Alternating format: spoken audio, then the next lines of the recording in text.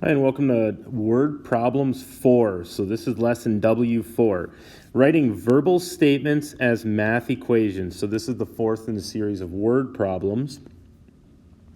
So as you recall, consecutive numbers that we're talking about. So in this case, we're going to talk about x. So when I'm talking about consecutive numbers, remember consecutive numbers are numbers that come one after another. So 4 and 5 perhaps. Let me do this vertically. 4 and 5 perhaps. What about 10 and 11? What about negative 20 and negative 19? So consecutive numbers. Now, how do you get from one number to the next number? You add 1.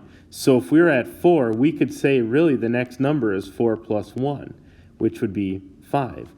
And if we were at 5, we would add 1. We would plus 1 to get to the next number, which we could call, say, for instance, 5 plus 1. So consecutive numbers, to get to the next number, you simply add 1.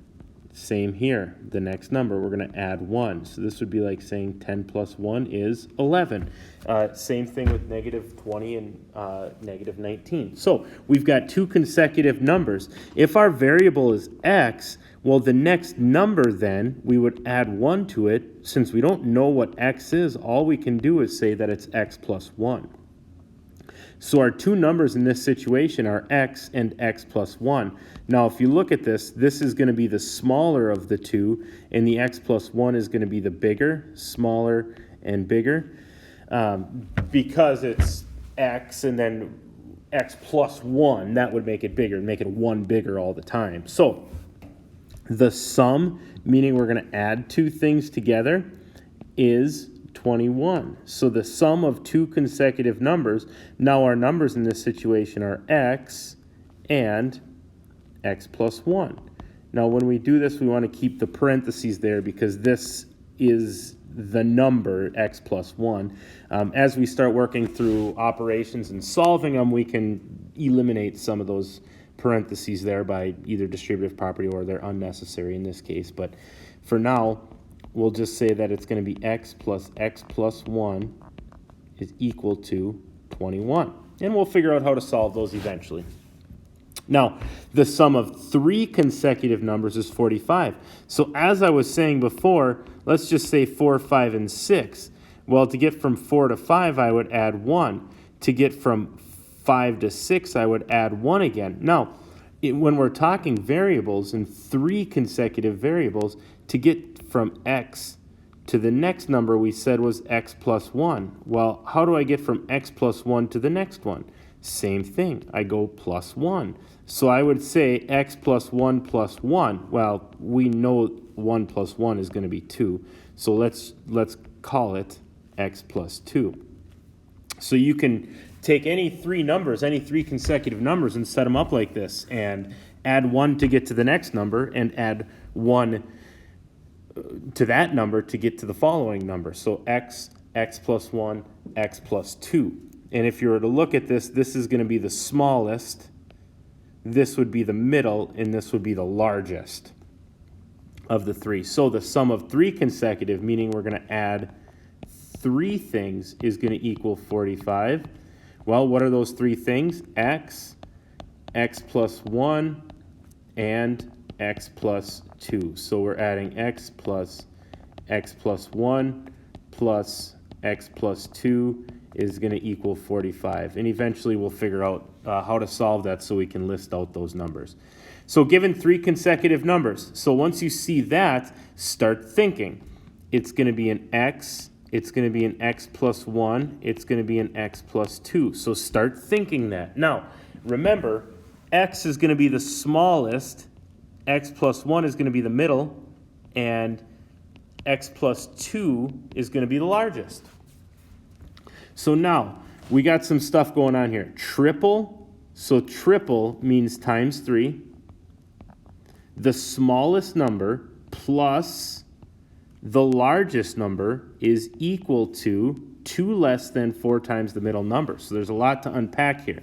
So we're saying 3 times the smallest number. 3 times the smallest number, and in this case is x, plus The largest number we know is x plus 2 is equal to, so equals, 2 less than, remember anytime we start off with a 2 less than, it's going to go to the back, so we're going to subtract 2 off of something, 4 times the middle number. And in the middle number in this case is going to be x plus 1. So there's a lot to unpack there when you look at this, but if you break it down and you kind of follow the rules that we've been setting out with these word problems lessons, and you'll see that it comes out pretty neatly here. Triple the smallest number, so 3 times the smallest plus the largest equals 4 times the middle minus 2, or 2 less than 4 times the middle number. So there you are. Now, consecutive even numbers and consecutive odd numbers. I want you to consider this. So even numbers. So let's just say 1, 2, 3, 4, 5, 6, and so on. Okay? To get from 1 to 2, we would add 1. But now, going from 1 to 2 is going from an odd to an even. We want to go from an odd to an odd. Well, if that's the case, how many numbers am I skipping over? Well, I'm doing plus 1, so I'm adding 2.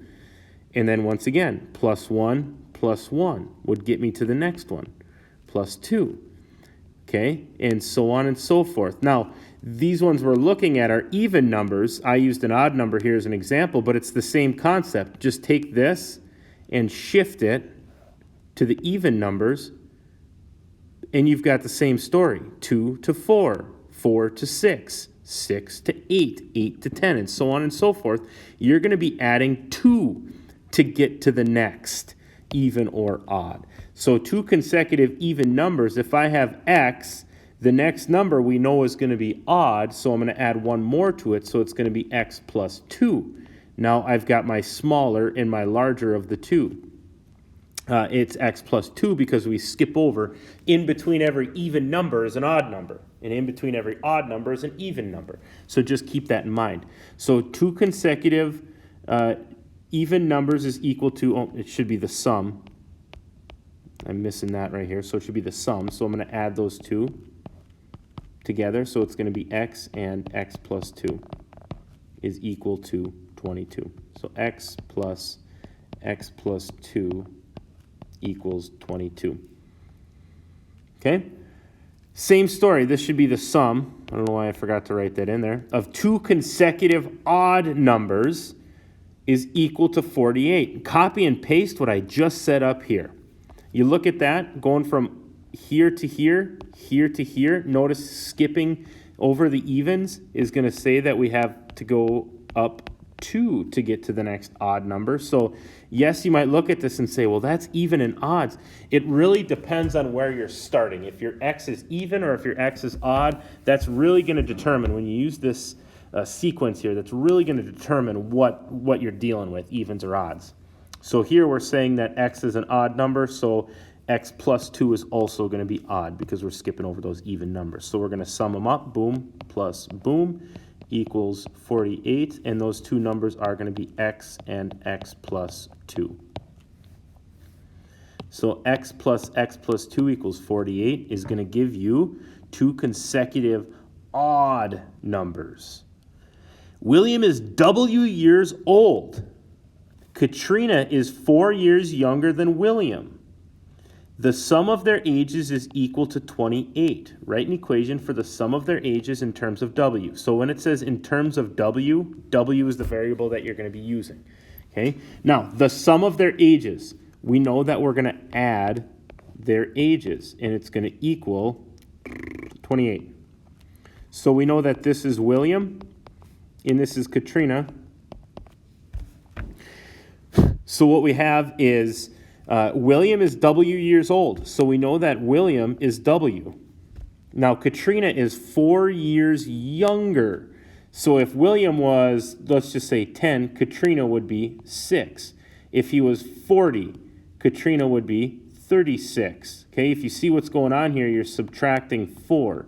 So you're taking whatever Will's age is, you're subtracting 4, and you're landing at your answer. So Katrina's age must be W minus 4. So W plus W minus 4 is going to give you what the equation is. So W plus W minus 4 is going to give you 28, and that's going to be what the equation is for that. And eventually we'll get to solving that to find out what their ages actually are. But for now, that's word problems 4.